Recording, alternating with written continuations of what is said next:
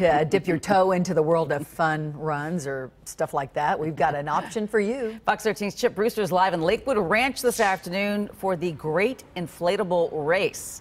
So are you bouncing around? No, you're not yet.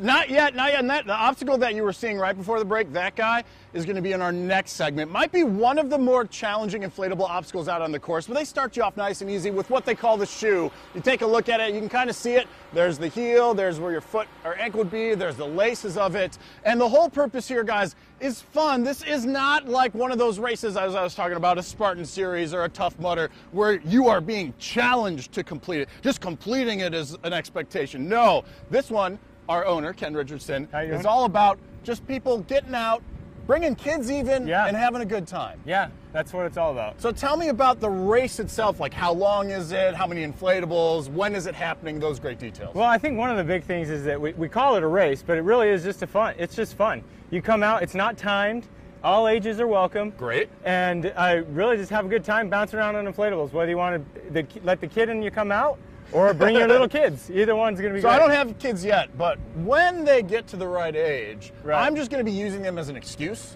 for a lot of stuff. That's like, what I do too. I got to go, dude, the kid really wants to go. Oh my gosh, this is so great. Oh, the kid's having a great time. Yeah. But this is one of those places you can do it. And as you mentioned, you don't have to run. In fact, you guys have walkers to the right, I believe, and runners to the left. Yep, so both walkers and runners. What is the total distance of the course? So each event is a little bit different. We usually try to keep the distance between 2 and 3 miles. That's nothing. No, it's really not. And so the final distance for this one will just depend on the assessment of the venue, where we put the inflatables. Safety is obviously a big concern. Yeah, of course. So that determines the total Well, that distance. makes sense. I mean, they're just now starting to set up, and even this they did just for us, so it makes sense. There's still a lot of little details to be worked out. But that said, we do know that this is the first obstacle people will encounter. So is there any strategy to the shoe, or is it pretty straightforward? Well, the key with the shoe is you got the straps. Okay. And you want to keep your weight back, because if you get weight too forward, it's easy to slip. Right? So use the straps. Don't try and not use the straps. And keep your hips back just a little bit. Okay. There we go.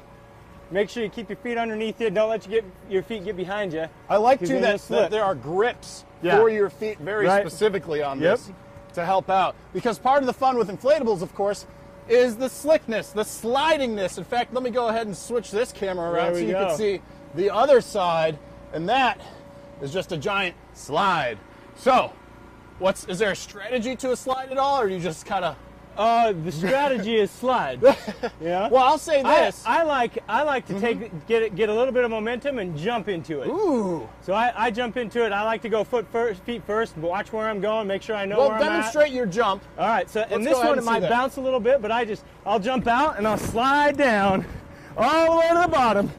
Very nice. Now, I'm not going to off to the next one. I'm not going to jump and slide. I'm going to sit. I'm going to take my time, carefully.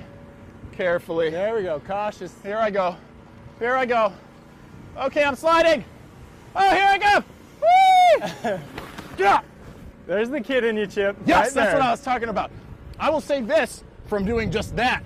Your shoes are going to be important. Yeah. Because mine are like foamy bottomed. So they could slide easily, but if I had like rubber bottom shoes, that wouldn't have worked so well. So keep that in mind if you guys are coming out. 9 a.m. is the first heat tomorrow, and there's still spots available, right? Yeah, there's still spots available. Come on out. 9 a.m. is the first wave. Cool. That's info. Now let's talk about challenge in the next segment. Those big red balls, we're going to figure out exactly how you tackle those, so stick around. This is my kind of obstacle race for sure. I love it. All right. Thank you. Thank you.